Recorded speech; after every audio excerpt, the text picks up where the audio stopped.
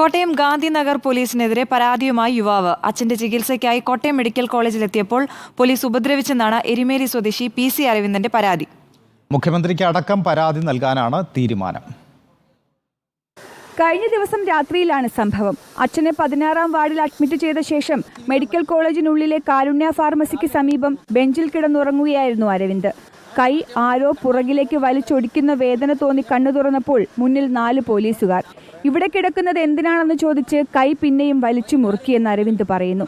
തന്റെ അച്ഛൻ വാർഡിൽ അഡ്മിറ്റാണെന്നും രാവിലത്തെ ഓട്ടപ്പാച്ചിലിന്റെ ക്ഷീണത്തിൽ ഉറങ്ങിപ്പോയതാണെന്നും പറഞ്ഞിട്ടും പോലീസ് പിടിവിട്ടില്ല. ജോലി എന്താണെന്ന് ചോദിച്ചപ്പോൾ വീഡിയോഗ്രാഫറാണെന്ന് പറഞ്ഞതോടെ പോലീസ് പിടിവിട്ടു എന്ന് അരവിന്ദ് പറയുന്നു.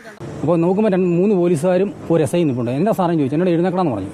എന്നാ സാറേന്ന് ചോദിച്ചു. പറഞ്ഞു നീ എന്നെ എവിടെ ചോദിച്ചു. ഞാൻ പറഞ്ഞു പിന്നെ അച്ഛൻ്റെ ചികിത്സയായിട്ട് വന്നാന്ന് പറഞ്ഞു. ഉടനെ പറഞ്ഞു എന്നെ എത്രാം വാർഡാന്ന് ചോദിച്ചു. ഞാൻ പറഞ്ഞു 14-ാം വാർഡ് സാറേ എന്ന് പറഞ്ഞപ്പം എന്നോട് ചോദിച്ചു എന്നാ നിൻ്റെ ജോലിയും ചോദിച്ചു. ഞാൻ ഇങ്ങനെ എൻ്റെ ജോലിയും ഫോട്ടോഗ്രാഫറെ വീഡിയോഗ്രാഫറാന്ന് പറഞ്ഞു. കാരണം പുള്ളി അന്നേരം ഈ കൈ പിടിച്ച് പുറകോട്ട് മടക്കി പിടിച്ചുകൊണ്ടാണ് പുള്ളി എന്നോട് സംസാരിക്കുന്നത്.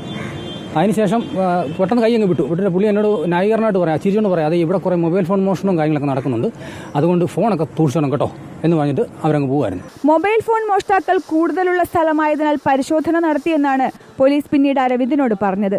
എന്തായാലും പോലീസ് നടപടിക്കെതിരെ നിയമ നടപടിക്കൊരുങ്ങുകയാണ് അരവിന്ദ്. റിപ്പോർട്ടർ, കോട്ടയം.